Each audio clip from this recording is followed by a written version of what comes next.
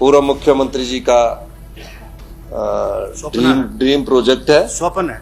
और हम तो आम जनता के ड्रीम को भी पूरा करने की कोशिश करते हैं। पूर्व मुख्यमंत्री जी का तो हमें करना पड़ेगा।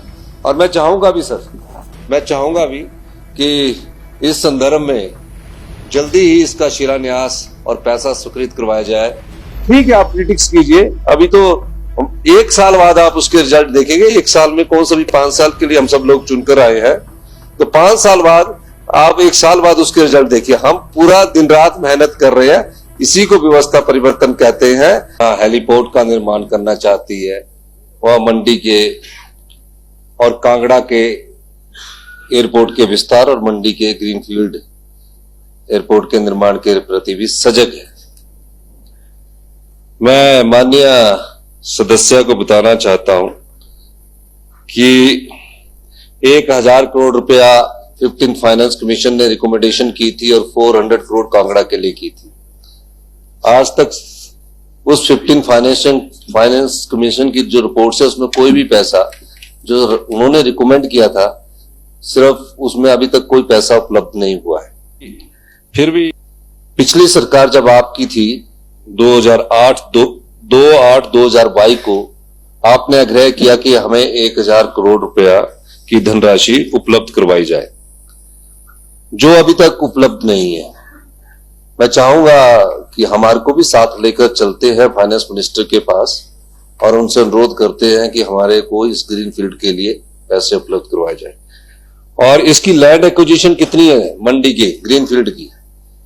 2786 करोड़ रुपया जो मंडी का वन ग्रीन फील्ड एरिया है उसकी लैंड एक्विजिशन पर खर्च होगा। और कंस्ट्रक्शन, लैंड एक्विजिशन और कंस्ट्रक्शन मिलाकर आज की परिस्थिति के हिसाब से 8034 करोड़ रुपया खर्च होगा। 8034, अगर 6 महीने और लेट हुआ तो ये 9000 तक पहुंचेगा, क्योंकि इन्फ्लेशन बढ़ता रहता है ना, फिर कॉस्ट ऑफ कंस्ट्रक्शन भी बढ़ती रहती है। फिर भी हमारी सरकार इसमें प्रयास कर रही है। पूर्व मुख्यमंत्री जी का ड्रीम प्रोजेक्ट है, स्वप्न है, और हम तो आम जनता के ड्रीम को भी पूरा करने की कोशिश करते हैं। पूर्व मुख्यमंत्री जी का तो हमें करना पड़ेगा। और मैं चाहूंगा भी सर, मैं चाहूंगा भी कि इस संदर्भ में जल्दी ही इसका शिलान्यास और पैसा स्वीकृत करवाया जाए। इस दृष्टि से मैं सभी सदस्यों से भी अनुरोध करूंगा कि हमें आगे बढ़ना चाहिए। और जो कांगड़ा एयरपोर्ट के विस्तार की बात नहीं लिखी है वो मैं अगले सवाल जब आप पूछोगे तब बताऊंगा। धन्यवाद। जो कहा कि पावर कारपोरेशन सोलर पावर की तरफ जा रही है, हम हाइड्रो की तरफ भी जा रहे हैं, हम सोलर की तरफ भी जा रहे हैं। ये आत्मनिर्भरता की तरफ बढ़ते हुए कदम है, क्योंकि जो पिछली सरकार थी उन्होंने पॉलिसी चेंज नहीं की है, उन्होंने स्टडी नहीं किया है। उन्होंने जिस तरह के कार्य किए हैं आने वाले समय में हम आपके सामने लाएंगे। वो हमने तो मैन्युफैक्चरर्स को बोल दिया।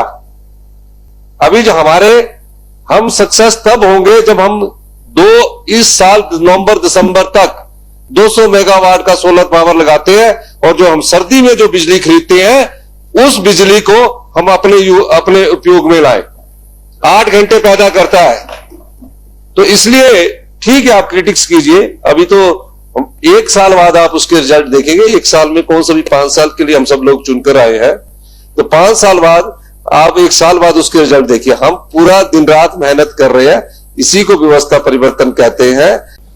माननीय अध्यक्ष महोदय, माननीय सदस्य ने जो स्टेट की कोऑर्डिनेशंस के लिए कहा है, अभी ये आपके केलोंग के हॉस्पिटल में चल रहा है, और वहां के जो सीएमओ है वही इसको कोऑर्डिनेट कर रहे हैं। और डायरेक्टर हेल्थ सर्विसेज जो है हिमाचल के, जो डायरेक्टर हेल्थ सर्विस है, उनके डायरेक्टर जो इनको कोऑर्डिनेट कर रहे हैं। और जो सीपीडब्ल्यूडी एजेंसी जो है वो इसके कंस्ट्रक्शन वर्क को कर रही है, जो कि हमने रिप्लाई में भी लिखा है। तो जल्दी इसका जो कंस्ट्रक्शन वर्क है वो आने वाले समय में जैसे ही फंड अवेलेबल होता है इसका कंस्ट्रक्शन वर्क भी शुरू कर दिया जाएगा। और ये भी सही है कि इनर में जो हम हिमालयन रीजन के जो डिजीज होती है उसकी रिसर्च के लिए ICMR का सेंटर खुला है। तो जो आपके कंसर्न थे उस संदर्भ में डायरेक्टर हेल्थ सर्विसेज जो है उसके साथ आप मिल सकते हैं कि इसका कहाँ आगे काम चला है।